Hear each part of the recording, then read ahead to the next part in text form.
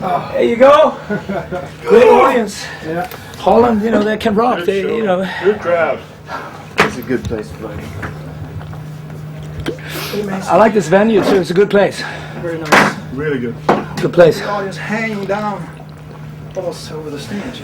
I know. When you see them like up, It's great. Nice one, Johnny. Yeah, good job, man. You did great. Good job. You did great. You look like you were having a good time. Of course. Yeah. Always. Trying.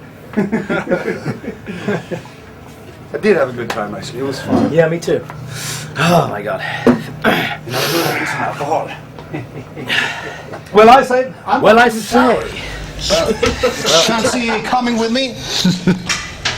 I'm not coming with you in the shower, Ian. This is the after show shower with Ian Howland, the Ian Howland way. Cheers.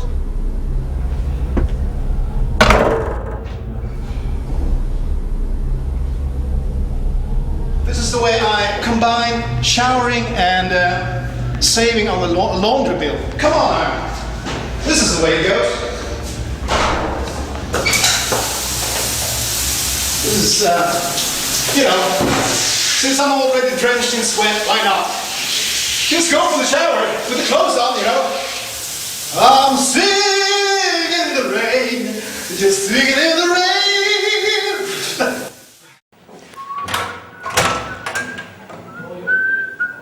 I'm synchronized pissing. Exactly. I'm a junkie. 9, 8. All right, lads. Let's go. Let's do it. Off we go then. Johnny boy. Let's go and see if there's any people out there. If you go ahead, Mark. Yes, sir.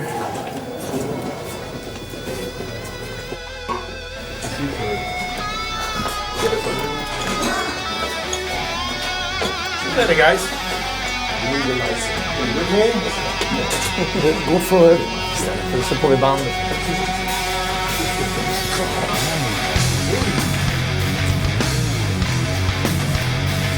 Oh, there you go.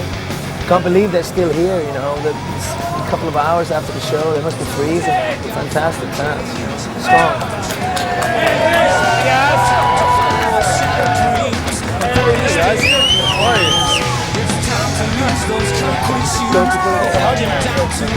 Take it easy.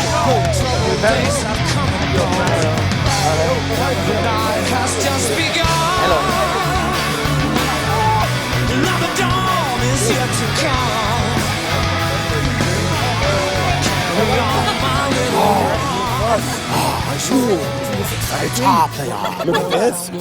I'm on the cover. The new guitar player. Fuzz magazine. Very exciting indeed. Actually, it's the second time on the cover, so. I found the other one. Who was on the cover before this? I think it was Kim Marcello. Oh, fuck him. No, joke. No, I think it was. He's great. I love Keith. He's a good friend of mine. And the night has just begun. The dawn is yet to come. You take care now. Alright. Angle. Take care. Thanks for staying out here. Finally, you have to do good hard. Take care now, guys. See you later. See you later. Bye-bye. Good coach. Miss you guys already. We're all away. Yeah.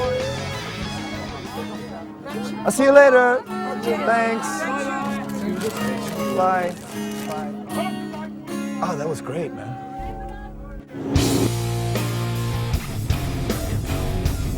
Okay, the problem we have tonight is that we have to go. We're crossing from Calais to Dover, which means we have to go. The bus has to go on a ferry, and the thing is, you're not allowed to stay on the bus during crossing the English Channel. So there's no way we can get a good night's sleep because we all have to go up and be on the ferry tonight. 4 in the mornings.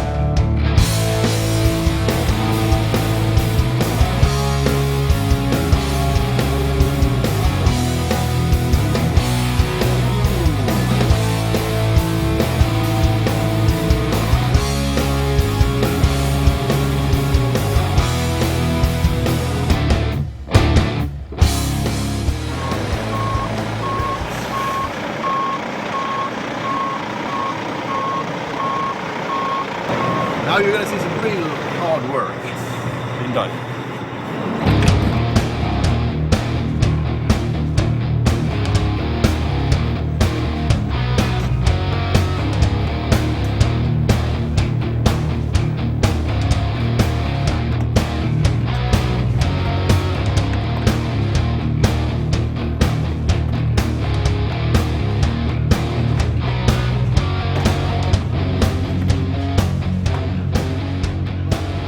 Look, they're all numbered and they got the right colour code, so we're happy. There's lots of purple boxes.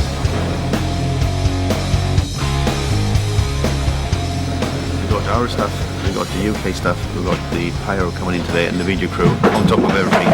Total mess. With gear and stuff. Thank you. Du står i vägen här. So is anyone else going to do any fucking work around here today? The race is on. My way. Something has changed since I've been away. The fear is gone, and I can't wait. I feel the rush, still got dues to pay. I had enough, gonna stand up straight and rebuild my life. Well, you gotta have faith. Will be tough, gonna fight each day till I'm back on top. Well, you gotta have faith. Full speed ahead, I waste no time.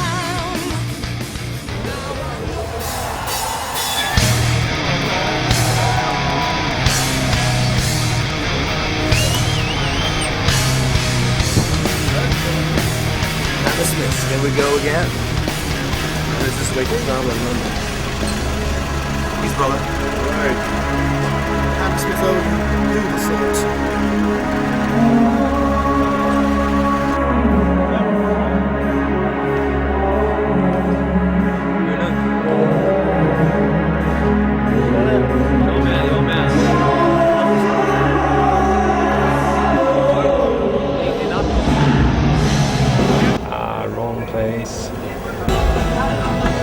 Here it comes.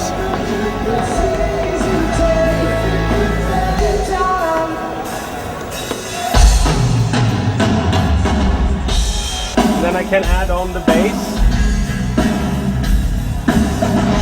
guitars. The whole scenario comparing to like years ago when you only could record like 2 channels or you had to bring in a total recording bus with multi-track recording. You can now just use the digital recorders, go digital out from the console and record everything, and then I can go back and listen to everything only line signals, so I have all the gains and everything right, taking away some high end on the toms just to get it right, so it's going to sound better tonight. Sounds better already. Magic. Excuse me?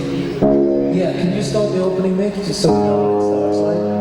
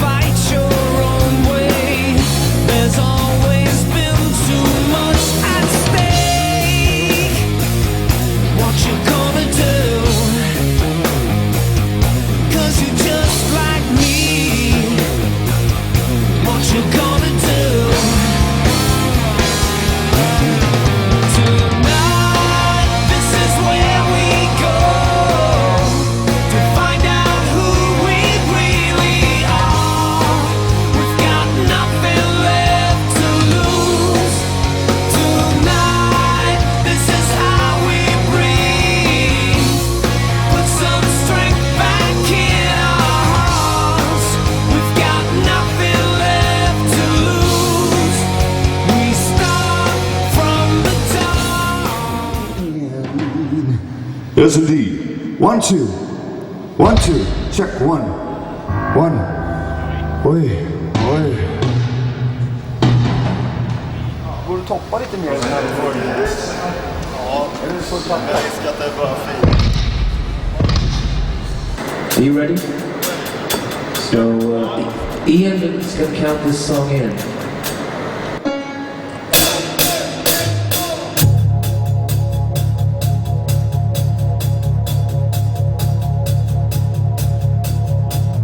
The pressure is mounting.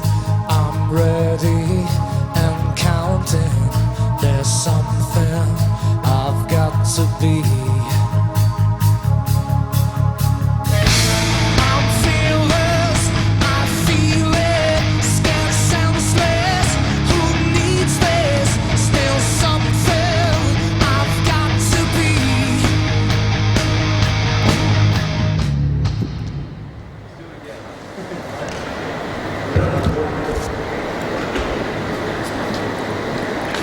Yes, indeed.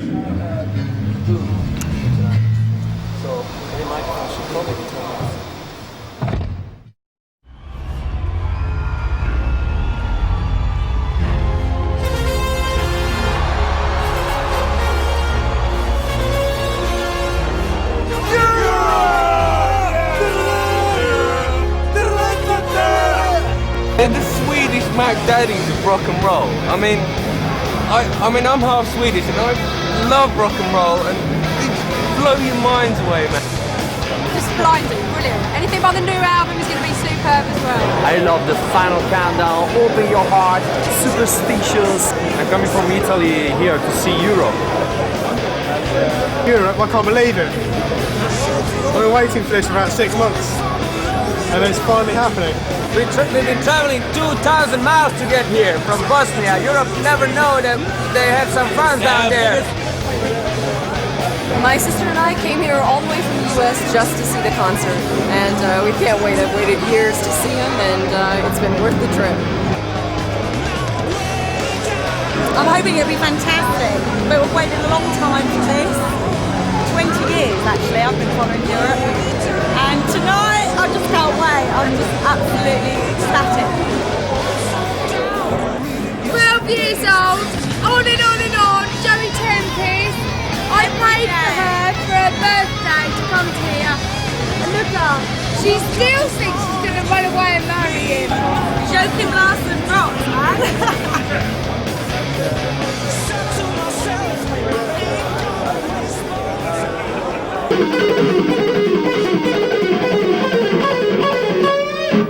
Woo! Stiff as a dog. Stiff as a dead dog. But soon, in about 15 minutes, it's gonna explode. I'm very stiff right now. It's just the way it is when you start playing, and when you just pick it up from zero, from scratch. But then, it takes about 15 minutes, 20 minutes at the most, and then I'm ready to rock.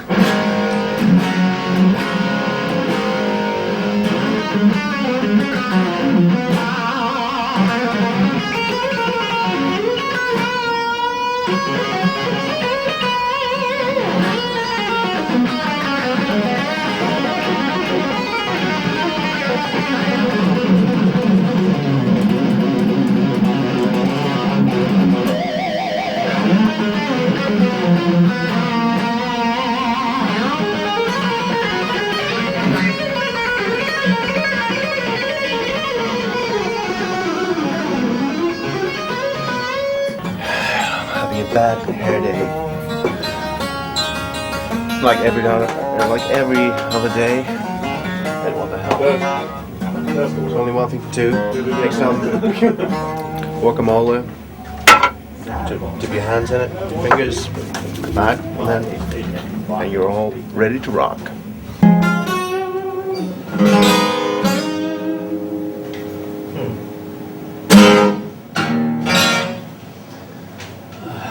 Cheers.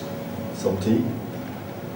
Some tea, some rosy to smooth up the old pipes.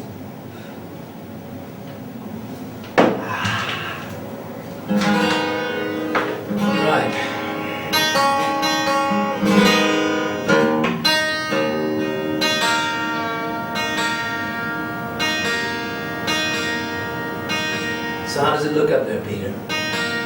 great, actually. Some people come in? Yeah. So it'll be exciting because it's London town and there's some friends. Some of my friends are out there. Many of them? Yeah. There's a guitar player I know and some other blues people. Any relatives or? No, just friends of me and my wife's and some musicians. It's an exciting gig. It's almost like playing in Stockholm for me. You know, that's a home gig, but London's a home gig for me too now.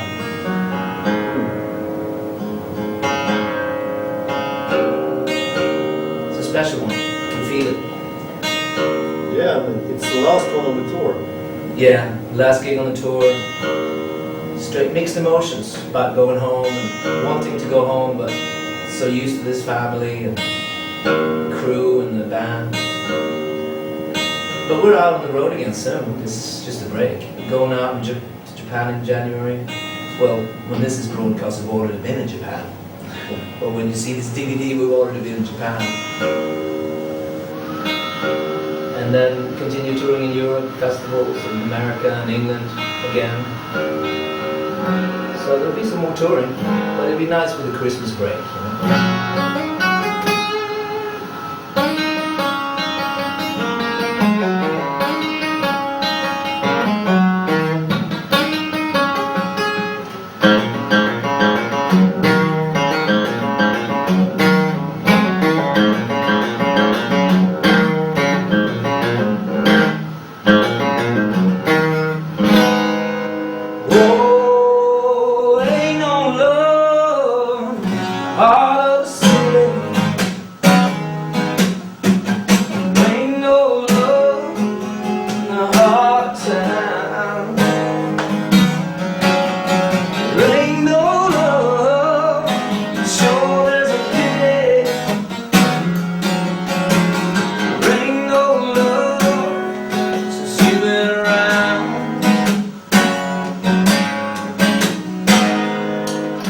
It'd be great to see the English supporters again though. We haven't played it since '92.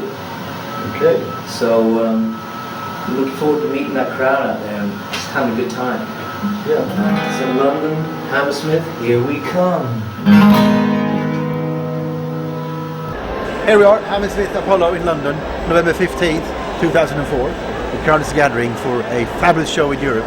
We start from the Dark Tour, the last show on this tour. We had a fabulous time and it's going to get better tonight.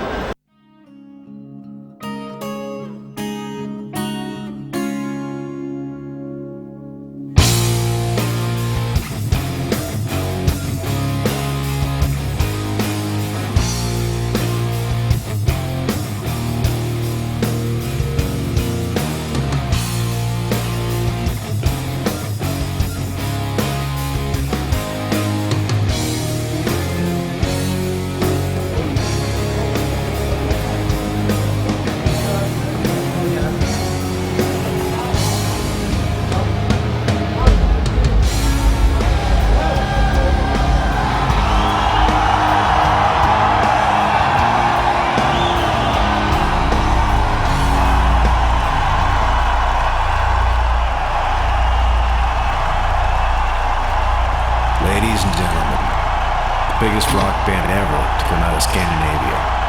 Please welcome on stage, Europe.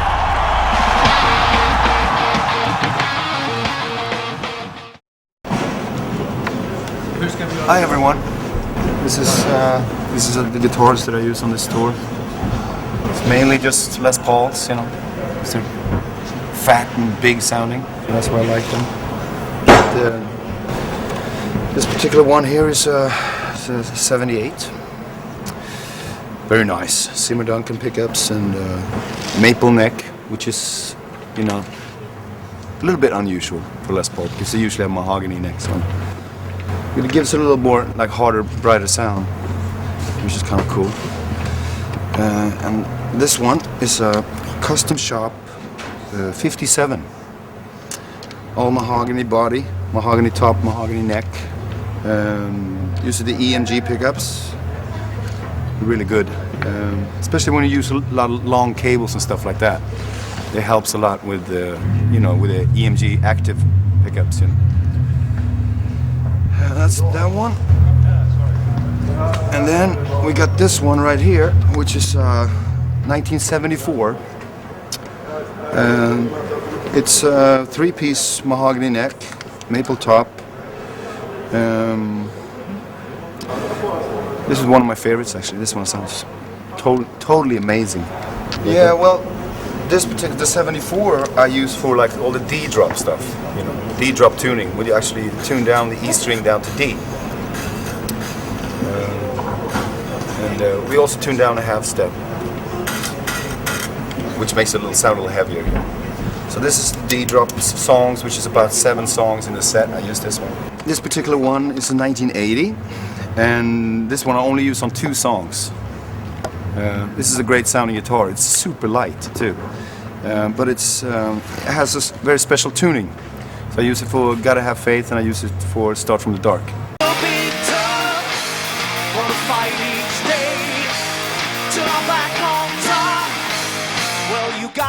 Which is a really weird kind of tuning. It's like a tuning. I drop the E string down to B, and the A string to F. So it's very heavy, very low tune, this guitar. You know, the 57 is what I use for just regular tunings. No drop tunings, nothing like that. It's just standard tunings on this one. And on the 78, it's pretty, this is, you know, the main backup one for the normal tuning. So this is mainly the backup guitar, but it's really cool. This guitar sounds great too, you know. Anyways, and I want to bring you guys along over here. You're going to check out the amps from behind. You see, these are 2 Marshall JCM 800s, 50 watts. I only use 50 watts because I think they sound a little, you know, they sing a little bit more than 100 watts, you know, and then you don't have to kill the rest of the band with the volume and stuff like that. They think it's pretty loud anyway, so. But what I do, there's no modification or anything like that. The only thing I do to them is I change the tubes. That's all I do. I use the big, instead of the EL34s, I use the KT88s, which are, you know, a lot more headroom and stuff. They're a lot more powerful. These kind of tubes used to be in the Marshall Major amplifiers, 200 watts, which Richie Blackmore and Mick Ronson and people like that made famous, you know. So that's about it. That's the only thing I do with the amps, and it's just change the power tubes, you know. And then here in the front we got a tiny little rack that I use. It's mainly just a Korg tuner, so I can, you know, be in tune on stage, which is always a good thing. And also. This is like a wireless stuff, which I don't use. You know, this is actually this is for Joey. This is Joey's stuff right here for his guitar. And this is an Roland SD 3000 digital delay, which are really great. You know, they sound, they're quite old. This one is about 15 years old, maybe a little bit more even. But I still think these are the best sounding delays. You know, and. Yeah, it's very smooth and very warm sounding. And then I have another one right here, which is SD2000, which is just my backup. If something would happen to this one, I plug this one in. So this is just a backup guy right there. That's about it. And yeah, like I said, you know, Marshall cabinets. You know, I usually use Celestion Vintage 30s speakers because they're a little bit warmer than the 75s, I think. You know. Yeah, they just have a really good, you know, attack to them. A really nice, warm tone. And like Marshall JCM 800s, you know, 50 watts. Here we got 3 of them here. So I use mainly these. This is my backup one. These are the 2 main ones, which goes into these 2 cabinets on the bottom here, which are actually in stereo, which goes through. Which I'm going to show you later, a stereo chorus kind of thing. And this amplifier here is JCM 2000. This is Joey's amp. This is the one he plays guitar because he plays guitar on a couple of songs in the set, you know. So he really likes this one. But I like the JC Main 100s better. Those are my favorites, you know. And the mics are just regular Shure 57s, you know. The best sounding mics on the planet, you know, for rock guitar. And here, I'll show you over here at the pedal board. This is my tiny little pedal board that I use. This is a switch for the amps, because those amps have 2 channels. The one is a clean channel and one is the boost channel. So this is the switch between, you can hear the difference in the noise. This is the boost and this is the clean channel. I have a clean sound and a dirty sound. And this is a Boss chorus ensemble, which both amps goes into, and I run them in stereo. So, you know, you get a really wide, big, fat sound, you know. And this is an on and off switch for the delay. And then a good old wah pedal, which is a Crybaby, Jim Dunlop Crybaby wah. And that's about it. It's just really simple setup, but it sounds amazing. It sounds great. So I'll see you guys later. So this is my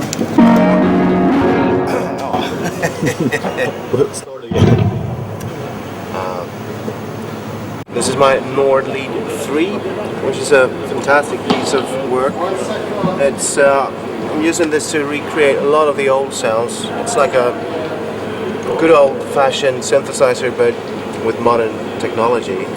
Got all the knobs up here. I can tweak around the sounds while I play, which is great. And it's just a fantastic little piece.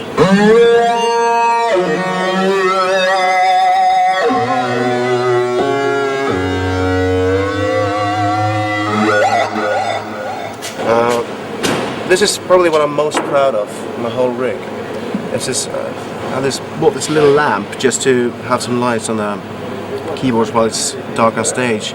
And I found one with a little fan on it, which is, if I can stand like this, get a little breath of fresh air. Fantastic little piece, love it. Here's the Korg Triton Extreme, which I'm using a lot for piano sounds and pianos and strings, stuff like that.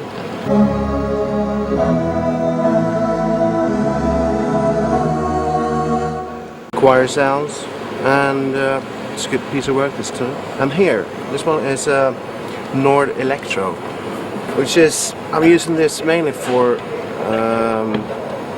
Hammond sounds, Hammond organ, to simulate Hammond organ.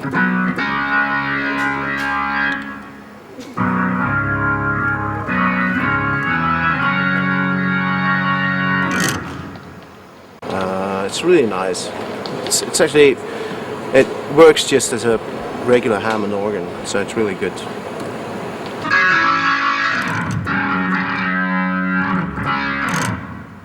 And also for some clavinet sounds.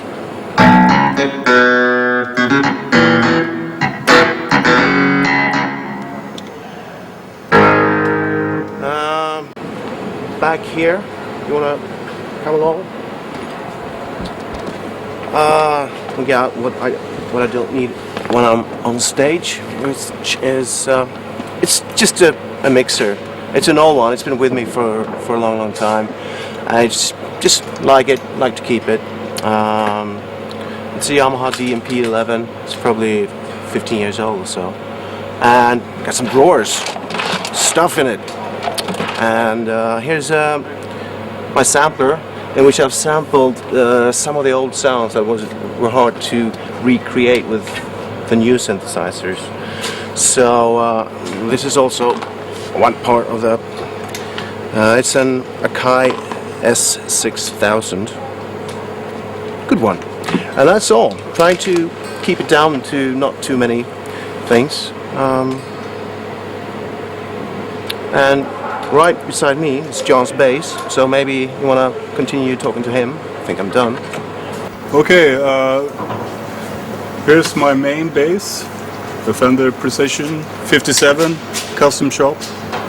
which I use on 90% of the songs, except for maybe a couple of songs where I use a 5-string bass, which is an old favorite of mine, a Warmoth 5-string. Very nice indeed. And then I have a spare bass, which is a Music Man Stingray bass, which I only use if I accidentally break a string or something, but that never happens, but it's good to have for spare. Then we have some, I use a pod to add some distortion and some chorus on some songs, and a little bit of compression. And here's the transmitters, the Shure system, so I don't have to use the cord. And that's about it over here.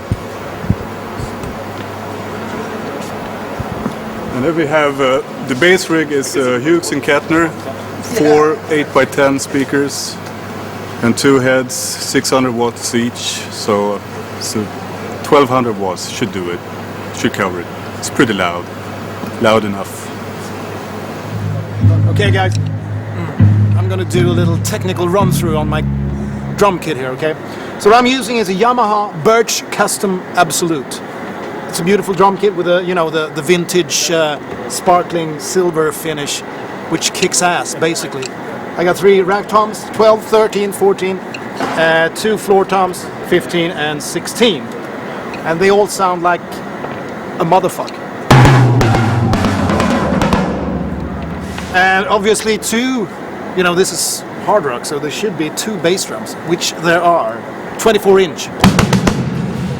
You know, certain to kick your ass. All the hardware is by Yamaha, and the cymbals are a mixture of different Paiste series. We got 3000s, we got Dimensions, we have a signature hi-hat, and the D-drum pad for some FX sounds. Well, doesn't, you know, it's quite effective, isn't it? Not. And last but not least, let's not forget this. The 10-inch drink holder. It's actually a 10-inch rack tom that no, it's not me. Roger! Yeah. Get the fuck over here. This is the pride and joy of my drum tech. Roger. My creation. What is it? Tell me about it. Well, I found it at a junkyard somewhere, and I kind of, you know, just fixed it up a bit and put some Yamaha material in there, actually all Yamaha, so I threw the old one away and bought one from Yamaha, and I just taped the head and cut a hole in it for the water bottle. So he knows what it is. Exactly. There you go, that's it.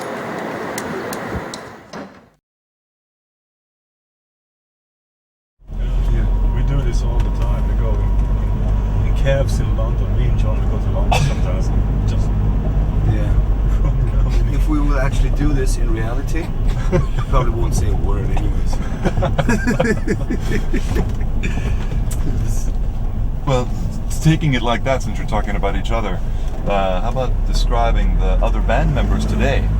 How are they on the tour, and how's the chemistry with everybody? It's really excellent, actually. We're all different persons, and you know, Ian is the funny guy. He's totally nuts, and Mick is the diplomat in the band, and Joe is a very driven person. The bossy one. He's the bossy one. He's a Leo, you know, so yeah.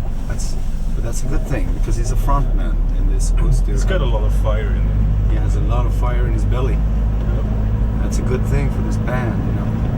He's very driven, and he always does everything 110%, you know, full blast all the way. It's a very good thing to have someone like that in the band. It's great. Chemistry has been excellent. How did you guys get the band back together again? Well, I think the whole thing started when we did the Millennium thing. We did a couple of songs at the Millennium show in Sweden in the middle of winter, and just had a a lot of fun. We did like just 2 songs, Walk the Night and Final Countdown.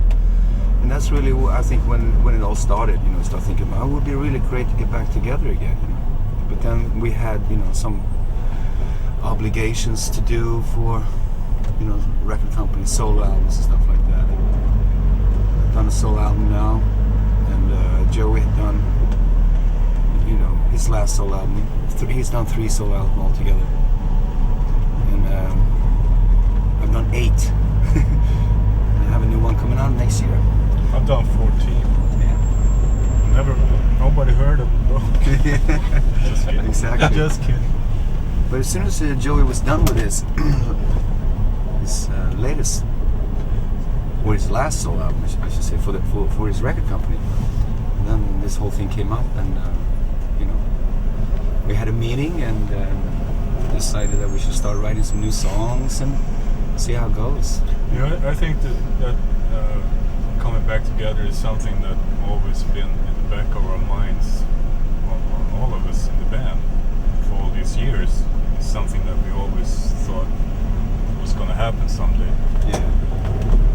It took, what was it, 12 years? Yeah. But it happened. The Start from the Dark album, how did it come about?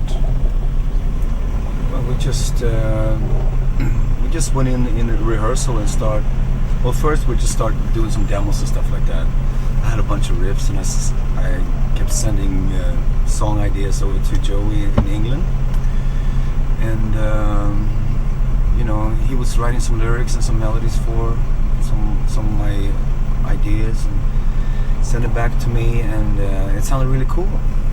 And he came over to Sweden, Stockholm, and we just went in rehearsal and start, you know, rehearsing the songs. And then we decided on using an old friend of ours, Kevin Nelson, as a producer, who also done like Journey and Mr. Big and bands like that. And he also did Final Countdown. So I think we wanted to work with someone that we knew, you know, is a good, and we know he's a good guy, and you know, has a lot more experience than we do actually. He started his career with Leonard Skinner back in the 70s, and so he has lots of experience. And he just came over to Sweden from the States, and we did about 10 days pre-production rehearsal for the album, and it actually went really quick. You know, we went in the studio, did the whole album in about 5 weeks, and that was that. You know, we didn't want to spend too much time on it. We wanted to, you know, just go in and kind of play it live in the studio and you know, just get a good vibe going. Didn't want to analyze things too much. Yeah, the response has been fabulous. You know, it seems like it takes a little while for them to get used to it. Some of the new material, because it's quite different to the stuff we did in the old days, in the 80s. It's a lot more guitar oriented and a lot heavier. Still very melodic. You know, but it was quite. I think it was quite a bit of shock when they first heard it. You know, a lot of people thought we were just going to do like another Final Countdown or something like that. You know, we didn't want to do that. You know, that's like 18 years ago. It's like 18 years ago, been there, done that. You know, done that, been there. You know, it's like what's the point of? And people who listen to, when I talk to people, they say when I first heard the record, I was totally confused. Is this Europe? But then they listen for maybe 5-10 times, and it's such a grower. And I think the best albums are that way. Yeah. You shouldn't like them the first time. Yeah. Or you should be confused the first time. Well, you kind of like them, but you're not quite sure in the beginning. You know, you kind of like, I don't know. And then you keep listening to it 4 or 5 times, maybe, and then it's just like grows on you, and then it's like, wow, this is one of the best albums I've ever heard. Because the records that I listen to, which I like immediately, I play for about a week and I never want to hear them again, you know. Right. So, it's one of those things. When you talk about the songs that you're using on this tour, how did you choose your playlist? Well, we just had a meeting and went through all. Actually, didn't we all write down a list on all the songs that we used? So, yeah. that each guy likes, and then we just. It was pretty much the same. Yeah, it was pretty much the same, you know. We wanted to obviously play all the hits, but also there's some really cool stuff from the first 2 albums. Actually, we're doing songs from all the albums, all our favorites from all the records. You know. You mean which one is my favorite? I don't have a favorite one. They're pretty equal to me, you know.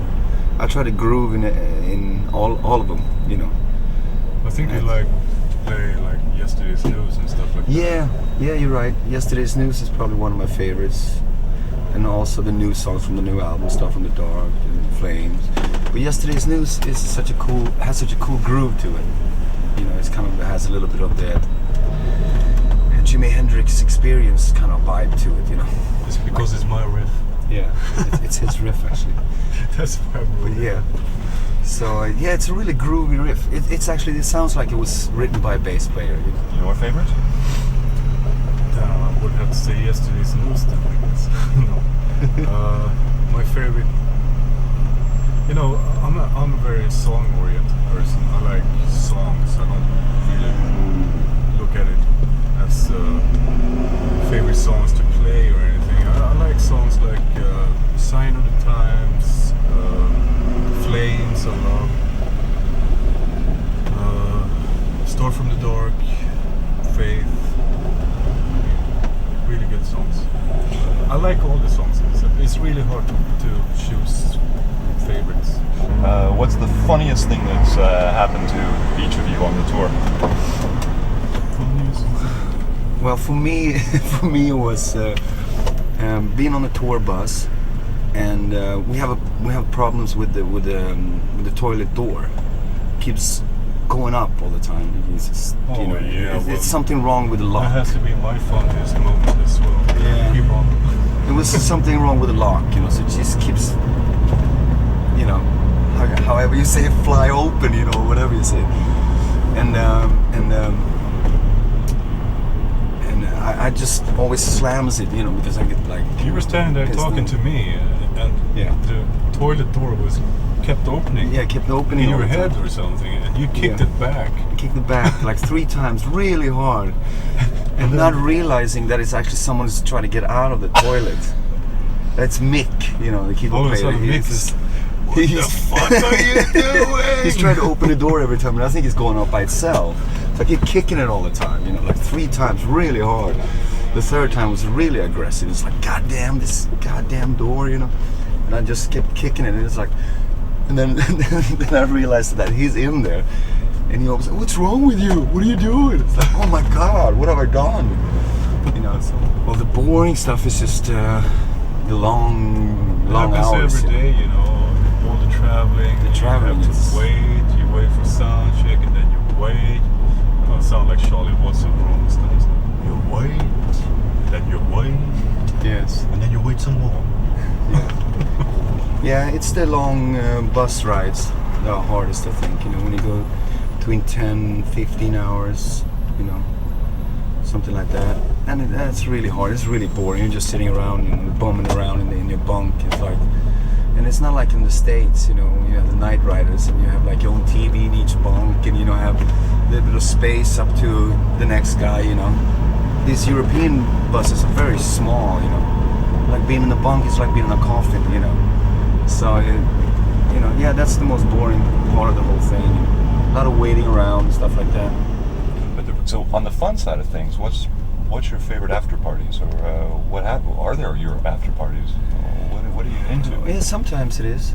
You know, not too much when we have like a lot of shows in a row. We kind of try to. If you know you have day off, the next day maybe we go out to like a club or something. Yeah. But sometimes you know, it's like you get an invitation to go. Well, you're invited. You're very important persons to go to this place, and VIP. You sit there and you have like a fence, and people's. This depends on what country you are in. Yeah. People standing there staring at you. You sit there drinking champagne, just trying to have fun. It's like an animal in the cage, you know. It's like I mean, it was like that music after a show. I can't hear it. When we were in Italy, it was like that. Yeah. It was pretty nuts. They were pretty nuts there. In Italy and Spain and those countries. You know, very high tempered kind of people. You know, but it's still good. You know, but when we did the summer festivals and stuff, we did a lot more partying because then you usually only do like 3 shows a week. You know, mainly on the weekends. You know, so on Friday and Saturday we do the gigs, and then you have like a whole week to recover. You know, for the next to the next weekend. You know, we go out again. So you're just about recovered. Exactly. Exactly. It takes quite a long time these days. It's not like when you were 18, you know, when you just looked like, you know, the next day you felt fine. It doesn't work like that anymore. It takes about 2 or 3 days, you know, to recover. But on this tour now, when we'll be doing like 3 or 4 shows in a row, then it's kind of like, you know, you just have to take it easy. You know? You just have to, you know, concentrate on your music. That's the main thing, you know, because you know, you don't want to wake up having a hangover, you know, and go on stage. You know, that's no fun. You know, you never make the right decisions then either when you have a hangover. Like, I can't do this anymore. I'm out of here.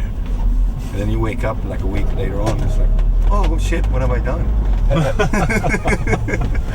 Have you, when you guys have your band meetings, what do you talk about to make the band better? Well, we talk about how we can improve, you know, the show, you know, the set list and stuff like that. You know, the set lists keep changing all the time. You know, try to make the set a little stronger. And you know, as if you do shows almost every day or every night, I mean, you're just gonna get better. You know, it just comes automatically by itself. You know, you just get tighter and tighter. As yeah, it's actually now by the end of the tour, you feel really comfortable. It's really tight and stuff. You know, Yeah. the best shows are at the end of the tour. At least when it's like a 1-month tour.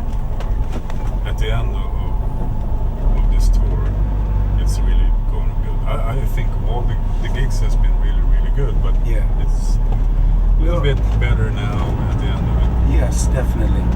You know, it's always it always takes a little time in the beginning. It takes about 5, 6, 7 shows sometimes before you get into it, you know, because you might have been home laying on the couch for 3 or 4 months, you know, haven't done anything really.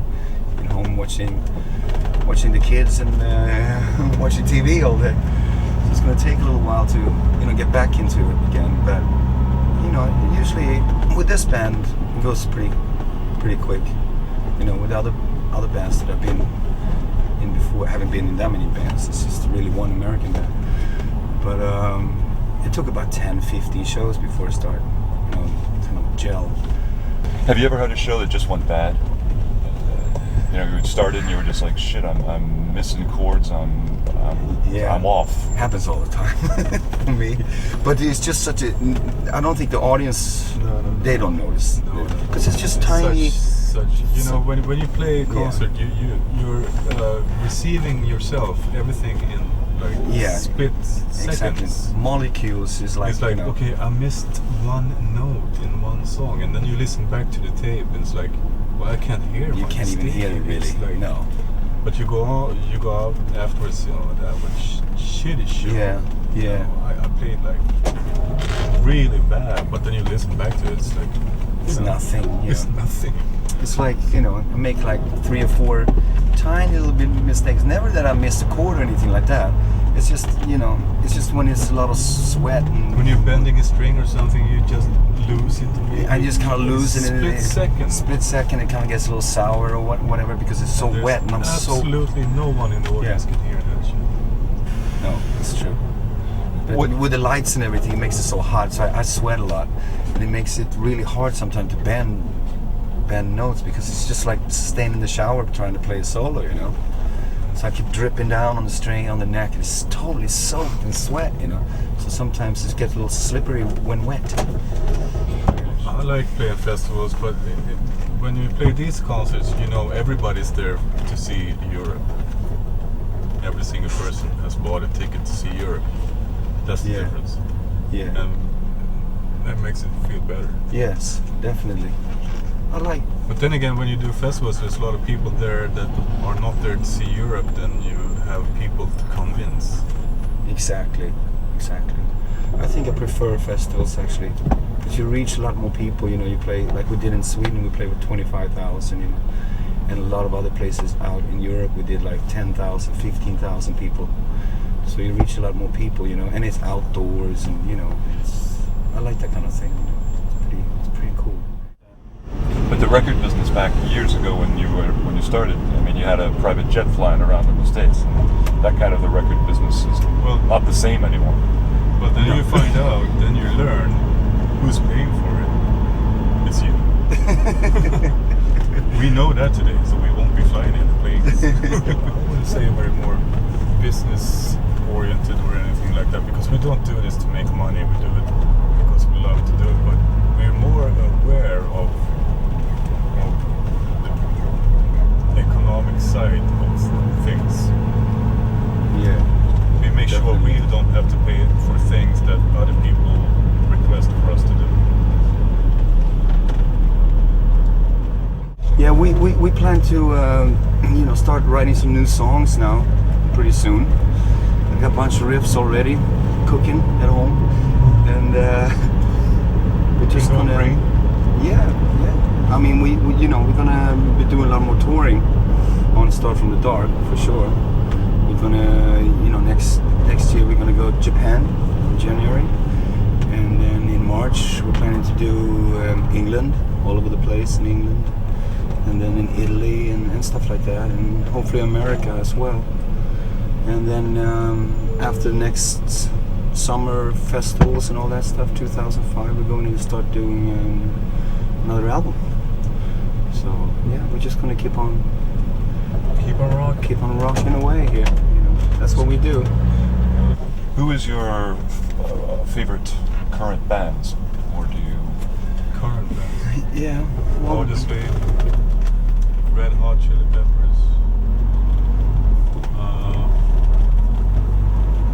Can't think of them. Well, I like Velvet Revolver a lot. I think they're great because I'm a big fan of Slash. You know, I actually done a couple of shows with him in Sweden. This Gibson convention stuff. You know. He's great. He's a lot of fun, and Scott Whalen as well. You know, is a singer from Stone Temple Pilots. He's a great singer. He's one of my favorites. And I like Black Label Society, which is Zakk Wylde's solo band. Next to when he doesn't do Ozzy, he does Black Label Society, which is really cool. Real heavy stuff. And I like The Darkness. More on the fun side of things, more humor, kind of you know, image and music, you know, which is, I think they're great players and stuff, you know. And Audioslave, like you said, Audioslave. Absolutely. Chris Cornell, of course, you know, in Audioslave is one of the absolutely greatest singers in the world. He's an amazing singer, it's incredible. Otherwise, there isn't that many new ones, really. It's not like I run out to the record store every day and find new stuff. No. I'm still, you know, big fan of the stuff from the 70s, you know.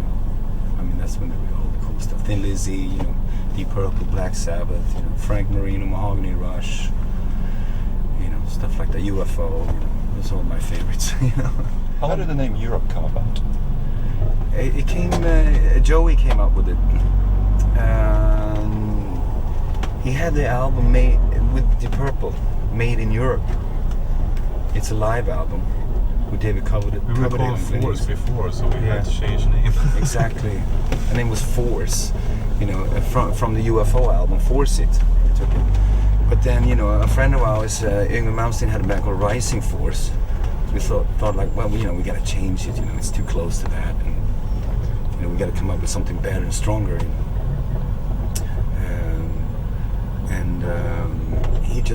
I think he just looked at the cover one day and was like, Deep Purple, Made in Europe. And he just thought, oh, yeah, that sounds big, you know, stuff like that. So that's the way it came about. And then I think he invited us over or something to his house. We had like a pool party at his house. So I got a suggestion for a new name here. Yeah, exactly. We had a couple of beers first. He was like, you know, worried that we wouldn't like it. So it's like, so what is it? What is it? We're just sitting there. It's like, well, let's have a couple of beers first here now. Just relax. You know, he is like that sometimes. It's kind of funny, you know. He's like to, you know, hold on to the thing until the breaking point. But and then he just said, well, band name, I think the name of the band should be Europe. And I think you and me looked at each other. Looked at, what the hell? What is he thinking? Is he nuts? Is he on drugs or what? But he said, give it a couple of days. Don't say anything now. Yeah. Give it a couple of days. I think it went pretty quick. After a couple more beers, then we still really start liking it a lot, It was like so yeah, here we are now in London. We gearing up for the last show of the tour. I must say, highly successful tour. Start from the Dark, 2004, and the last show is going to take place in the honorable venue of Hammersmith Apollo. It's it's actually an honor to play that place, because all of our favorite bands ever has recorded and in some way live albums or DVDs or videos back in time, like Led Zeppelin, Deep Purple, Thin Lizzy, UFO, all those bands that we grew up with listening to, they play this venue. So it's a place that's it's dripping rock and roll from the walls, and we're going to be part of that. The reunion of the band. I mean, many people ask me, is this just a one-off thing, or is this just going to be one tour and one album and then that's it? And I used to answer, it's not about a band reunion. It's more like a family reunion to me. I mean, we're 5 brothers, soul brothers. We're not playing soul music, but we're soul brothers. And for some reason, this may sound pretentious, but I think it's actually the way it is. We haven't chosen music. Music has chosen us. We're on a mission from God. So we're definitely not going to stop doing this. I mean, this is our life. It's not something we do because we have to do something. I mean, I could, go working at an office or whatever I want to do, but this is. I mean, stop playing music and stop playing with this band would be like laying down on a bench and die. This is our life. As simple as that. I think the break for the band was necessary in the beginning of the 90s, because we'd been touring together for almost 10 years, been more or less living up our asses, not literally, but and so we were maybe a bit too close to each other. We didn't have any distance to each other or to the business, because we were all everything happened so fast in the end of the 80s with the Final Countdown, and all of a sudden we were like mega stars from just being a rock and roll band from Upplands Väsby. So it was all. I think we were, for a period of 5 years almost, we were under a state of shock more or less when it all happened. So what happened at the end of the 90s, or in the beginning of the 90s, I mean, obviously, when grunge came around and stabbed the 80s to death, Nirvana came, and overnight it was like the 80s never existed. All the bands from the 80s, more or less, maybe a handful bands survived the grunge era, but otherwise most of the bands just disappeared overnight. We didn't have any real support from the record company. We also had some problems with the management. There were so many things that started to go a bit, dodgy at the end of the 80s, and I guess we just felt that we didn't have any vision about where we should go in the future, and who was going to help us, to get there. So it all, and that in combination with us being on tour for 10 years, we just felt that we better, you know, leave it here and you know, get some distance to the. I think we all felt when we stopped touring that this is not the end. This is, you know, okay, we need to get away from this, but it's not the end. It's more. We felt that we had more to give as a band, you know, as a creative band. Oh yeah, it actually came together when we got the offer to do the Millennium show. That's when we felt that, okay, if we're gonna reunite just for one-off show, the Millennium would be it. I mean, because it's not it's not every band that get the chance to say bye-bye to one millennium and, you know, play over from one millennium to the next. I used to say that it's, you know, it's us, it's the Vikings before us, and before the Vikings it's Jesus. You know, when he was born, they started counting time. So, and the Final Countdown obviously is a brilliant song to finish off the millennium and to start the new millennium. So, and when we did the rehearsals for that show, we just felt that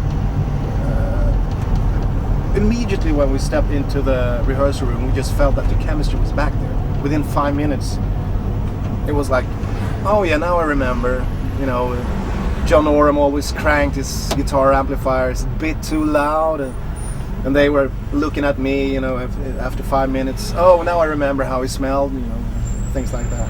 So it was like stepping into a time warp. All of a sudden, you know, 15 years was just gone. And that's when we realized that we have a chemistry here, and beautiful music is being created when the five of us are in the same room. Well, the funniest thing that happened on this tour so far is that the first night on the bus, the toilet door in the bus got jammed, so John Levin had to piss in a cookie jar. So it was kind of embarrassing for him. Well, another funny thing that happened was actually when we played in Stockholm, and at a certain point in the song "Rock the Night," we have a breakdown part where it's just like drums and vocals, and Joey goes up to the audience and start, you know, making them singing along with a "Rock now, rock the night." And in Stockholm, when we came to that part, Joey fell over a monitor, which for some, you know, shortcutted a wire, which made the whole stage, all the power on stage went down. So the only thing you could hear was actually the drums, you know, acoustically. The PA system shut down and everything shut down. So the only thing you could hear was the drums. So I just got on playing the drums while the road crew tried to fix this, you know, the power failure, which was like a major thing. It could have been the end of the show, but, you know, I just went on pounding the drums and went into some kind of a drum solo, and Joey ran back and forth on stage and, you know, made people clapping, and it was like people didn't even notice that there was a power failure, because everybody would just, yeah, rock now, rock, and they were singing along spontaneously, you know. And all of a sudden the power just went back on, and we just continued and finished the song as usual, you know. It was kind of a interesting thing. So favorite songs are, I would say, the first song that springs to mind is the Final Countdown. Obviously, I mean, I played that song, you know, hundreds of times, maybe thousands of times, I don't know. And I've heard it, you know, as many times. You know, when the song was a big hit, you heard it on every radio station all the time. So you became fed up with it for a while as a song. But playing it live, I can never get fed up with that song. It's absolutely my favorite song to play live because of the response that we get from the audience. You know, it's amazing to see, you know, the happiness shining from their faces, and you know, everybody's happy, you know, just standing there jumping and clapping hands and screaming to that song. Oh yeah, the reason why I play barefoot, people ask me that constantly, and I don't know, I think it started because I couldn't find any shoes that I felt comfortable with. In the 80s, I know for a while I used don't tell this to anybody, ballet shoes, because the soles were so thin. And I wanted to be able to feel the bass drum pedal. But those ballet shoes, I don't know, I didn't feel quite comfortable in those shoes. If I would have been Freddie Mercury, it would have been one thing, but Ian Haugland is not really like Freddie in many ways. In any way, so I couldn't find any shoes that really matched my what I wanted. So I thought, what the fuck, just get rid of the shoes. And so I started playing barefoot. And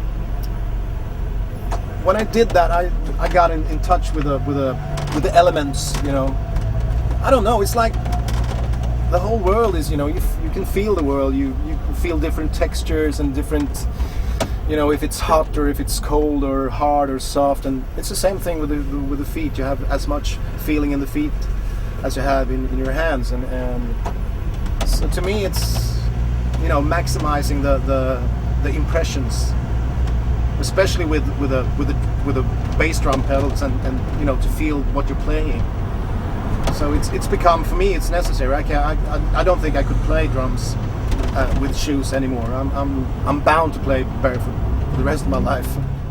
Okay, when I come out of a show, the way I try to wind down after the show is by taking a shower with my clothes on. I just go straight from stage straight into the shower, more or less, or maybe crack a beer or something just to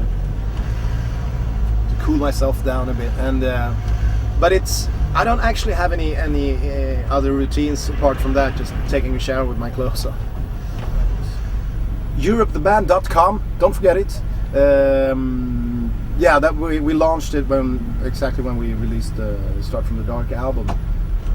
That's the good thing with the internet, that you get so close to your fans. You know, you can chat with each other, and you can bring out your, you know, whatever, you know, throw a question at, you know, it's so easy to communicate. Two twins from Italy that started an independent fan club back in 1992,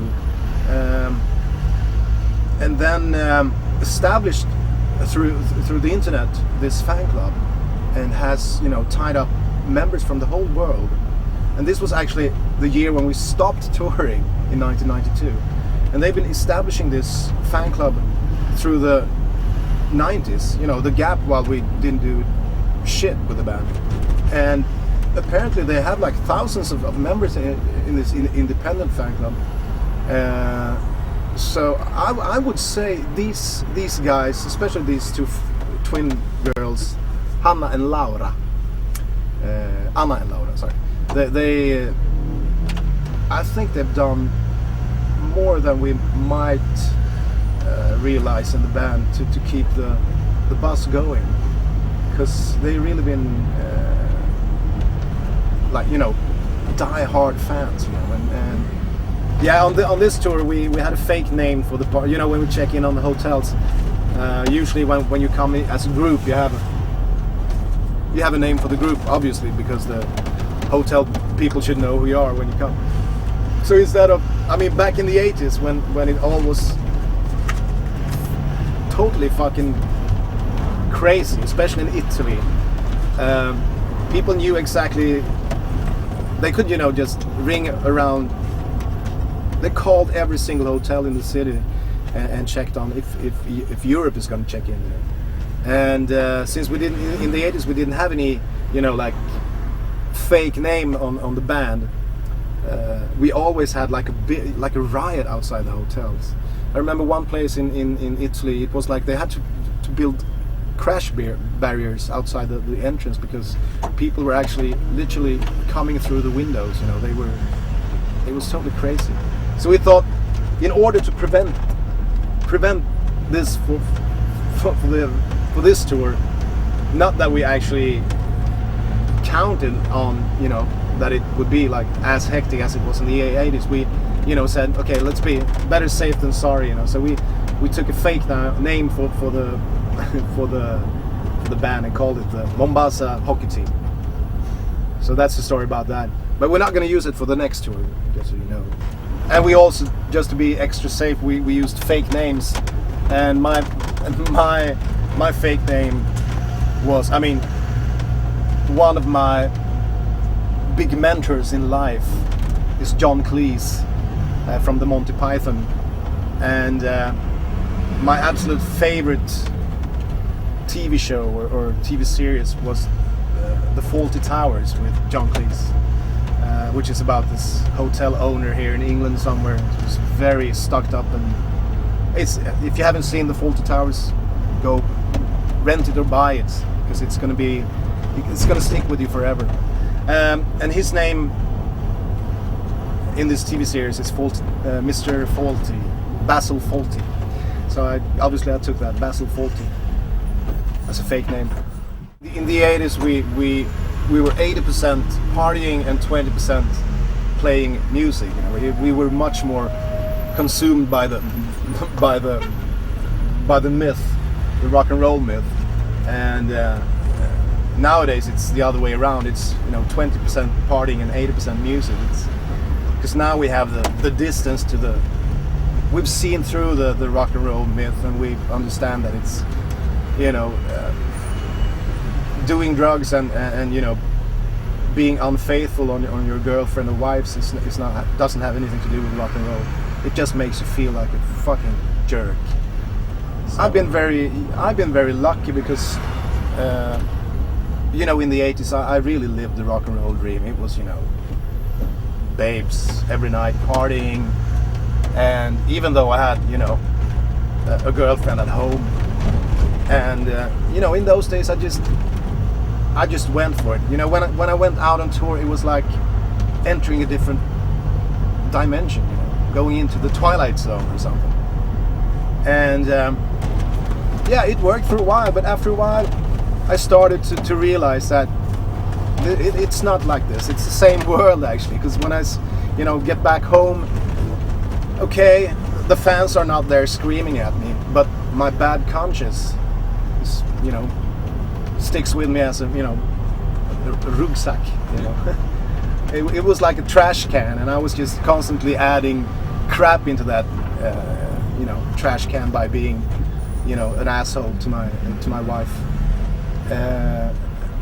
and then after a while the trash can was full of shit, and the shit started pouring over the edges, and so at the end she got to know about the way I lived on tour, and so we had like a big clash. She threw me out on the streets, and rightfully so. We were away from each other for a year, and then luckily, I would say, for my sake, we had a kid together. My son was just 1 or 2 years old when this happened, so we had a connection. My son was the connection, the link between us. So we had to stay in touch because of our son. After a year or so, we started to realizing that there was still a seed of hope between us. So we started to work our way through the crisis, and after fights and real emotional long all-night discussions and all that, we got back together and started to working on the new relationship, and this has been taking, I would say, almost up till today, and it's a working process. It's like that with I guess with every relationship. It's a working process. It's not like you fall in love and then it's flowers and angels playing harp for the rest of your life. You need to work on it, obviously. But she's been sticking with me since day one, and I'm so grateful. She's made it possible for me to go out, and she's giving me the confidence, the freedom to do my thing.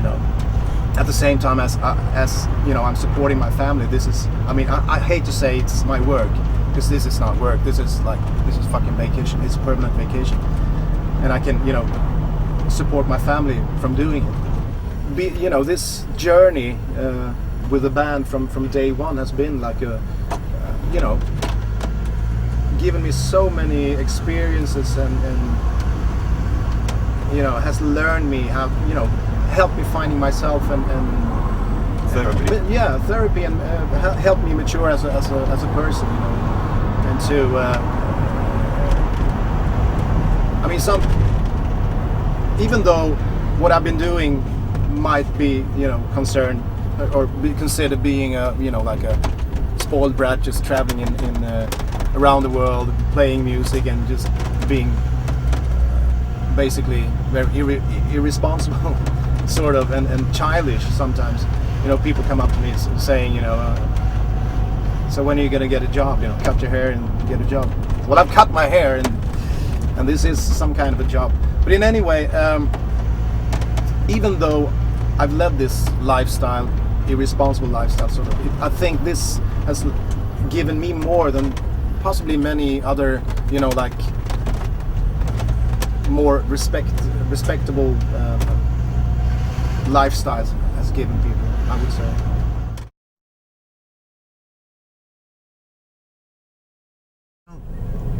This tour is a tour, we're coming back after 12 years. We didn't know what to expect.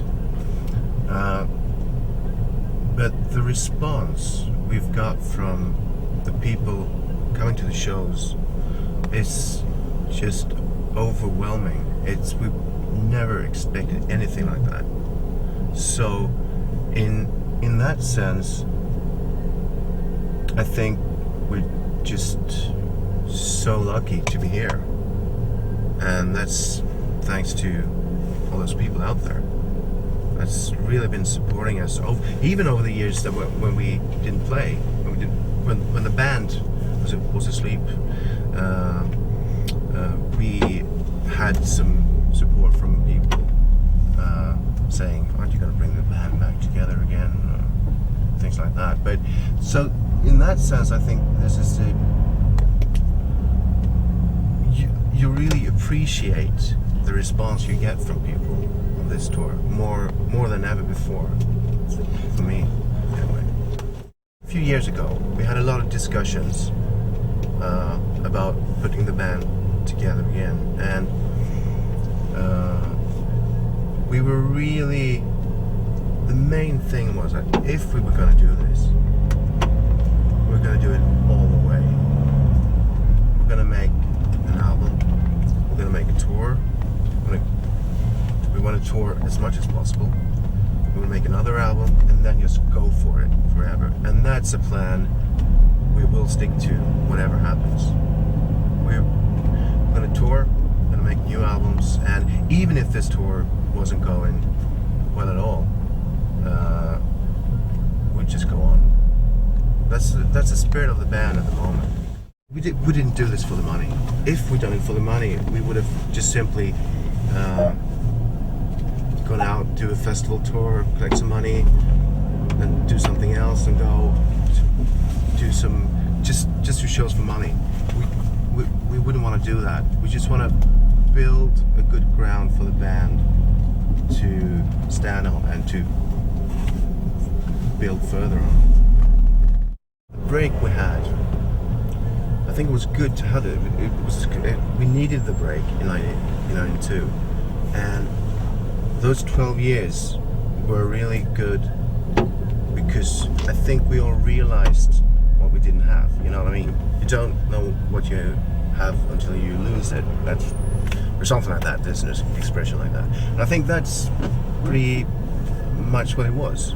Because we all felt that we were all doing different things musically, and I think we all sort of missed that feeling from the five guys from the same area, just north of Stockholm, you know, being back together again, just going for it. How did you pick the songs for this tour?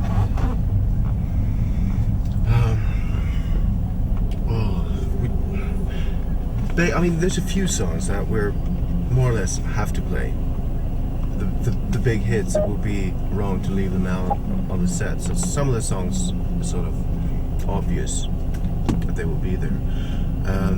Some other songs we just actually tried to find.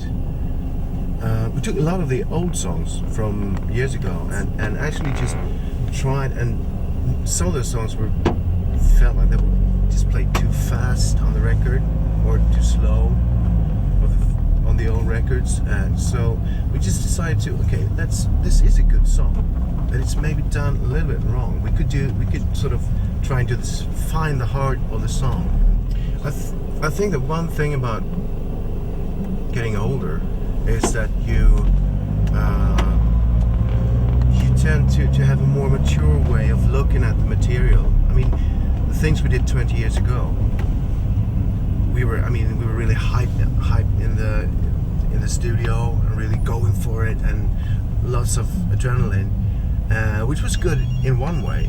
But I think that it's sorry about this. Ringer dig sen. Hej. Sorry. No, I think we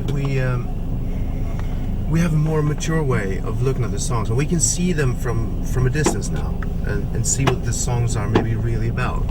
So it's easier to have I think we can have a better, we can approach the songs in a much better way now than we could, say, 20 years ago.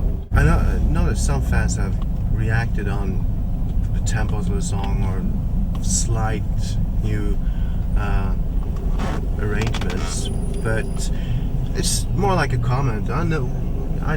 We noticed that song is faster. You did some different drum patterns on that song or whatever, but I mean, no one said it's even better or worse than it was earlier, but you know, we think it's better. That's what counts. There's a big difference now than it was, like, let's say, when we toured 12 years ago, because so much has happened with the internet.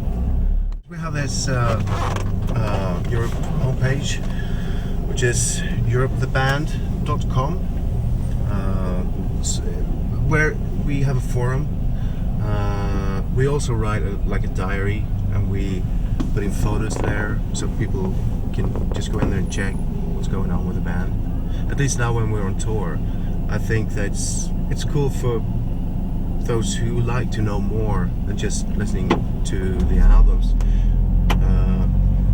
I think it's cool that they can get information of what's going on with the band at the moment, and also they can give their points of view and sort of talk with other people around the world that's interested in the band. We wanted the band to be the ones writing on the site, and also sort of be the ones interacting with the fans. So on this tour, it's been mainly Ian and myself that's been taking care of that, and also Joey.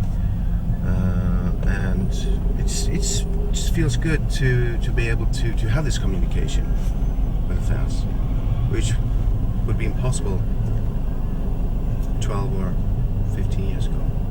I played in Norway, and we were sitting at the hotel, and this very thin, tall guy walks up to us and says, "You're Europe, right?" "Yeah." And he spoke a little bit with an accent, and it turned out he was from Spain. So he had been riding his bike from Spain to Sweden to see our show at the Sweden Rock Festival, and it was sold out. So he had to keep riding his bike to Norway, and that's where he finally got to see us. And then he went back to Spain by bike. By bike. And so did you guys give him some backstage pass or some private after party pass or something? Yeah, He's a pretty loyal fan. Yeah, sure is. Riding bike all the way. To be honest, touring can be pretty boring. Because after like 2 weeks on the road, you really get into the same things happening again and again, just a different wall, just a different road. Except for that 1.5 or 2 hours you're on stage. That's sort of what helps you through the tour, and that's the point of the tour, of course, as well. But I mean, that's 2 hours, not even every day. That's fantastic. I think this tour, more than ever before, I think we all feel that best crew we ever had, and the band and the crew sort of you turn into a big family, especially if you have a night off and you're in the same hotel, the band and the crew. It's just great to just relax together. Europe got famous in Sweden when winning a rock competition, Battle of the Bands kind of thing, and the prize was to make an album. And the thing was that the guy who organized that whole thing, he until the bitter end, he wanted the band to sing in Swedish instead, but it was just a no way. So it's always been English, and it's always going to be, because that's what, to us, that's the natural way. When you hear the kind of music we play, or when you hear that, it's you're supposed to sing in English. Europe's never done a song in Swedish, and I very much doubt we will ever do it. And there's a reason for that, because all the bands we listened to when we grew up, they were all singing in English. It was all American or English hard rock bands, as I guess the music was called then. And when we started playing ourselves, it was never a question of what language we should sing in. I mean, today I don't have like a favorite artist, not the way I used to have. You know, when you were really into band and you wanted to know everything about the members and all the music they ever did. I think now it's just, and also the taste now is so much broader than it was when I was younger. I listen to really almost anything. Of course, I enjoy music that's well played in one way or another, or played with great feeling. But I can also enjoy something like these fabricated artists. Some of that stuff is good, but that's usually not the artist that you see in the videos. It's usually not the artist. It's the songwriter and the guy producing it. That's the real artists in that case. And I can really appreciate some good handcraft from those people.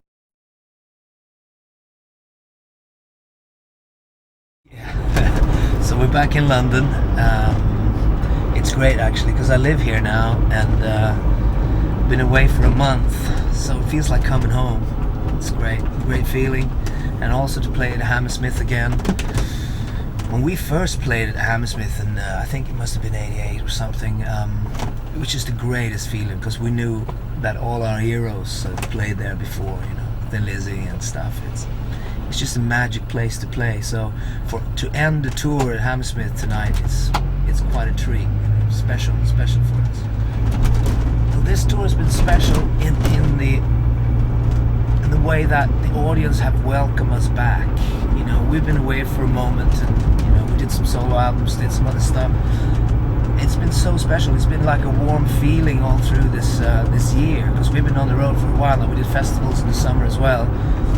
It's just been that warm feeling on this tour, that we have people out there that haven't forgotten us.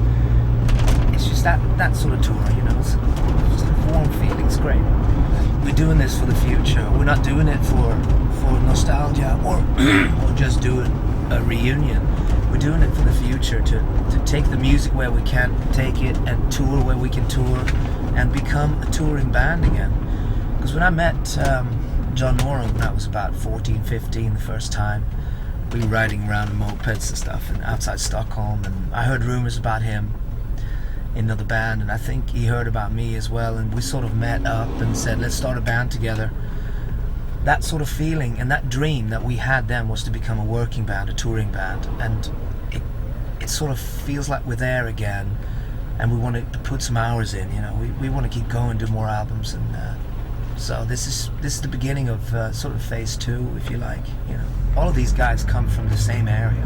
We met as teenagers. I mean, I met John and John I probably met when I was 14, 15, hanging around, had a few beers, talking about Deep Purple, talking about UFO, and and Ian just lived 10 minutes from us. Mick also came from same place. I saw him in college first time. I borrowed a keyboard from him. As a matter of fact, the keyboard I borrowed, I wrote the theme for Final Countdown. So he wasn't in the band, but he was the guy in school that had the keyboard, and I was like, I'm going to hassle this guy. And he remembered this to this day, that I was a bit of a nuisance, because I was like, can I borrow your keyboard? He was like, I don't know you. Why should I? I just need to. I've heard this thing, that you have this great keyboard. So that's how I came about writing Final Countdown. That was long before we actually put it on the third album. But, so what I was trying to say is that, we come from the same place, and we're back to that feeling again. We're back to that. We take care of each other. We know each other since a long way back. So that's a great feeling. Yeah, Start from the Dark. Well, it started really with a meeting, like I said, when we said let's go forward. Let's not think about the past. Let's not think about the 80s so much. Let's go down and rehearsal. Let's come up with a few riffs and build it from now, from nothing. Like this is the first album that we ever made. That was the idea. Like a young band doing their first album. Let's do it that way, and let's record it raw. Let's make it heavy. Let's follow what John wants to play on the guitar. We'll follow that. What Ian wants to play, we follow that, and what I want to sing. So that it's completely us. And, so we started with a few riffs from John. He sent it to me here in London, and I put it together, put some melodies, lyrics. Those songs were, the first songs were Got to Have Faith and Start from the Dark. I sent it back to him when I finished everything, the demo, and he sent it to the other guys, and everybody was like, yeah, we have a beginning here. It's like, this is great. And then we build upon that. Then I started writing again myself. So I wrote 4 or 5 by myself, and I wrote one with Mick and a few more with John. And it was a great feeling to write with John again. And it's just happened really fast. I think we finished the writing in 6 months, and then we recorded it and mixed it and rehearsed it in 40 days. So we wanted to capture a moment in time, really. We didn't want to overwork it and redo it. It was just something that happened. My favorite on the new album, as right now, I feel it's Flames, because it had turned out that it works really well live, and also we found out later on that a lot of people listening to the album are reacting to this song. They're also, I love playing the Got to Have Faith and, Hero. Wake Up Call is great live. And these songs are just finding their own life now on the road. So some of the songs will stay with us forever. Some of the songs will maybe not ever be played live. But that's how it is with albums. You find the songs on the album that will go with you forever. So on the next tour and the next tour after that. The way we picked songs for this tour was a bit more difficult, because we had 5 albums this time to choose from.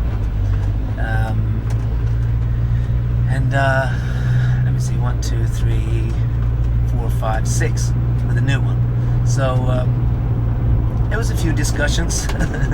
No, we can't do that. Yeah, But in the end, we decided to do maybe 4 or 5 from the new album, and then mix it up. And we do songs from the first and the second album as well. So I think this band is in a period of transition right now as well, because we have the catalog of the Europe songs, but we also have we have a future. We wanted to make more albums, so we have to sort of make everything. This is a period when we play both, Well, before the show, I try to psych the other guys up a little bit, give them a bit of a punch in the stomach, or get everybody going, because that gets me going. So sort of, just hype myself up a little bit. I warm up my voice a little bit. I have a cup of tea, a cup of rosy, as we say in England. Just, and then start getting together with the guys, get in the same room, get the vibe up, get the energy up, find a way of just talking to each other, asking who's nervous and who's not, just talking about things, I mean, for me personally, as far as connecting with an audience, the Madrid gig was quite amazing. The way me as a front man and the audience sort of connected and talked and sang together was just amazing. So I had to say the Madrid gig for that reason. But there are gigs like where we played really well, or at least think we played really well, like Pamplona or Sundsvall earlier on, where we think as players did great jobs, whereas the connection with the audience might have been different. It happens that you have a bad show, not a bad show, because it's a good band, and we've been out for a while now, so we can generally deliver an okay show. But personally, it could be a thing for me that my voice didn't work on the first 3 songs, and it took a while before it turned. That happens to me sometimes. I get to a point when the voice starts clicking. Okay, here we go, and that can sometimes take a few songs, and then I go backstage afterwards. We recorded this gig, and the first 3 songs, that was just sort of not so good, or John can come in and just, it could be a simple note, it could be like a very important note in a solo that he just hits wrong, and it can stay with him, and he can sit for hours after the gig. Oh man, I screwed this gig up. So yeah, it can happen to anyone in the band really. It's worse for the keyboard player though. It's worse for Mick, when you play the final countdown or something and you take the wrong note on that. It actually happened. I think it happened on this tour. You should ask him about that. I don't know what it was, but it was quite funny, and it makes us laugh on stage as well. That's kind of funny. He's got a difficult instrument. If he makes a mistake, you can hear it, especially on those songs. And then after the show, like when we were with you, you kind of went an hour alone or something. Do you have some kind of normal decompression that you have to go through after the show? Yeah, it varies a little bit, but if it's a hot gig, sometimes they are very, very hot, and I sit down for half an hour. I can't move, so I'll sit on the couch for half an hour, just talking to the guys. How did it go? And the light engineer and Kulan always comes in, says how his gig was. The Pontus comes in, the sound guy comes in, just talks quickly, and we just sit there, then slowly you start coming back to life, start drinking maybe 1 or 2 liters of water or whatever. What happens next is, then there's the big dilemma in the rock world, should I have a drink or not have a drink, It's that old, it's really hard to wind down after a show. I mean, that is an energy, it's such a release, and you go off to another dimension for a while, and hopefully most of the audience go there with you. So after that, it's sort of euphoric as well, because I'm euphoric after the gig. I need to come down somehow, and I understand a lot of people, taking a drink or whatever. But it's hard. Let's put it this way, and I said that earlier too. It's hard to go back to the hotel room and drink a cup of cocoa and read a book. That is the difficult thing. So usually you think, what's going on in this town? Should we go out, or we're taking it easy, or is it a day off tomorrow? Should we have a drink, or that kind of thing. Has there been much partying on the tour? Not too much on this. A few nights on this one, because this one was a tight 24 gigs in a month. That's quite, for me, is quite hard. For the voice, I try to relax. Maybe a few nights of some partying going on. On the festival tour is different this summer, because then you have a few days off all the time. You play sort of Friday, Saturday, maybe Sunday. So you have a week to recuperate. And we had some quite wild parties on the festival tour. But we're generally a bit more, we behave a bit better now. We sort of work out before the tour and jog and get fit for it.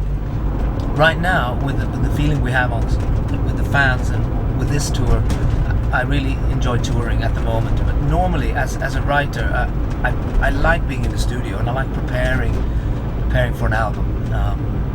But nothing can beat the buzz when you play the final countdown or a song from the new album and they really like it. Nothing can beat that feeling on the road, and also the friendship with the band right now is really good. So, but normally I do like studio work and writing songs a lot. We started out when we were teenagers listening to music, even earlier when we were kids. I listened to English bands, English and American bands. So when I started my, first band or whatever, when I was maybe 10, just a fun band, wasn't that serious, but we were trying to sing in English because it was a natural thing. It was something that we really wanted to do. It sounded better. And also I was lucky. In school, in Sweden, you start learning English by the age of 9 or 10. you know. And I was lucky because it was an easy thing for me. My teacher said, well, you're good with languages, and I was happy. It was the English subject, English language in school was easy for me, so that was great. So that meant I can listen to rock records from England and America and really relate and understand and start writing my own songs in English from the very beginning. So when I met John Norum, about 14, 15, we started Force. Force was the band before Europe with John and me in it.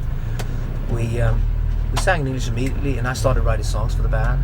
And so we always wanted people to think that we were more of an international unit. We could go and meet people everywhere. We could sing in English, and the bands we listened to, Thin Lizzy and Deep Purple, we listened to their live albums. They went everywhere and played, and we wanted to do that. That was our dream. Our dream was to become a touring band and tour in Europe, tour in America. Swedish people and a lot of European people, they listen to the melodies and the sounds first, but not all of them. You know, maybe it's a percentage before they listen to the lyrics. But since living in England and since living abroad so long, especially living in England, I know they listen to the lyrics. There's no doubt. If you have in England, if you have a naff lyric idea, if you sing something naff, they will know. They'll listen to the lyrics. So the content's important. The content's important, and I've noticed that now. On my last album, I finally, you know, beginning to write lyrics more fluently, and it's because the example you can take early Europe songs. The titles or the lyrics were simply to be part of the song, to be something that just sounded cool. You know, like we had a song called Ninja, for instance, a long time ago. Well, it was on the Final Countdown album, and it was just a song with those notes in the song. I felt like, yeah, it'd be great, you know. It sounded good at that time, but now I wouldn't do that. I would think more about, you know, what is it I want to say, and you know, what's going on around me. I can handle that now. So I can say a few of the lyrics with early Europe stuff is naive, but it's got a charm to it because it's kind of catchy when it comes. Joey's favorite band of all time? It's probably Thin Lizzy and U2, those two bands, you know, because there are bands that lasted a while and they were great live. You know, it's great melodies, great lyric ideas. It just moves you when you hear it. But I think it's important to mention how important it is that John Norum is playing with us again. I mean, we did the first 3 albums with John. What happened to this band was, as I explained, we were a dedicated rock band. That was our dream. We wanted to tour like all our heroes, and then we wrote this song that was 6.5 minutes long. It was meant to be an opener for the show. It was for the fans. We needed an opening for the show. We needed something exciting to open the show with. That was Final Countdown. We felt like we were doing our role as a rock band. Then that song came along, and all of a sudden, this circus started with playback shows, promotion tours without playing live. So this band actually went out on a promotion tour for 2 months without playing a note. We were doing playback shows, you know, miming. Sometimes I sang, you know, do sing back. But John didn't play his solos. Frustrated completely. It was one of the reasons he didn't want to do it. They said, I gotta go and do some solo albums. So we continued without him for a couple of albums. And I always kept thinking about him. We kept calling each other. I went to California to see him, sang on one of his solo albums. He came and played on one of my solo albums.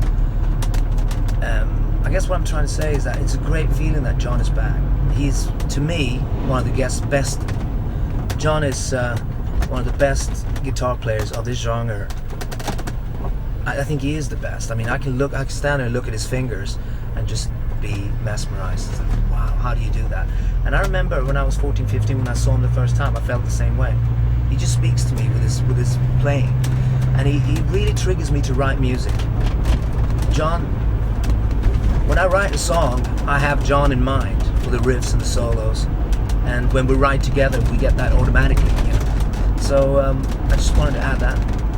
Well, Mick is a great friend. You know, we've been hanging out a lot in the years in between. You know, he came to see me when I lived in Ireland. He came to see me in London.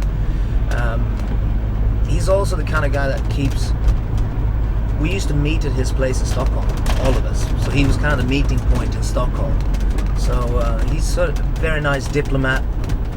It's, yeah, he could be the diplomat in the band, you know.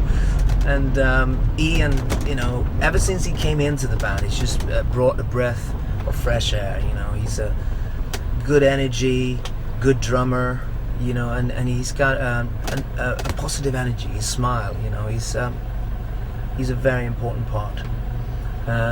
John Levin, he loves touring. I mean, this is his home. I remember in '92 when we said, let's take a break, you know, he was like, oh, no, we can't, you know, this is home, we can't do this. He's in his right element, and he's really nice to have around. He's quite, you know, a thoughtful guy. He comes out with, he's quiet, but he's clever. He comes out with thoughtful things, and he's, he can come up to me and say, Joey, you know, do you think we really should do that? Maybe we should do that instead, you know. And he's got a good conscience for the band, you know. Great bass player as well. He used to play guitar a long time ago. So he's got a good sense of finding notes. That's all of them, I think. Do we have more members of the band? I don't know. I don't think so. Here we are. So, Hammersmith Odeon. Calling Apollo, as they call it now. They change the name all the time in this place. When I was a teenager, I came all the way from Sweden on the boat. It took me 24 hours on the boat, then a bus, then came here to see Thin Lizzy. I was so nervous, and we walked in here, two guys, we're up on the balcony, and we saw Thin Lizzy play live, and things were never the same after that. It was great. But I waited around the corner there for him to come out, but they didn't come out. So I didn't get an autograph or anything, but he was still my hero. I didn't care. I did get to meet him a few years later in a secret gig in Stockholm. Phil Lynott was standing all by himself in the corner, you know. And I was so nervous. I said, I gotta go up to him. I gotta say something. You know, this is my chance, you know. So I walked up and I had a question, something about singers and influences, and I don't remember. And he was really kind to me. You know, he spoke to me for 5 minutes. So he changed my whole perspective, my whole image of how rock stars can be. Because I've heard rumors about, they're not going to talk to you. You're not going to, they're just, despicable people. But he was really kind, and that's why we wrote this new song, Hero, as well.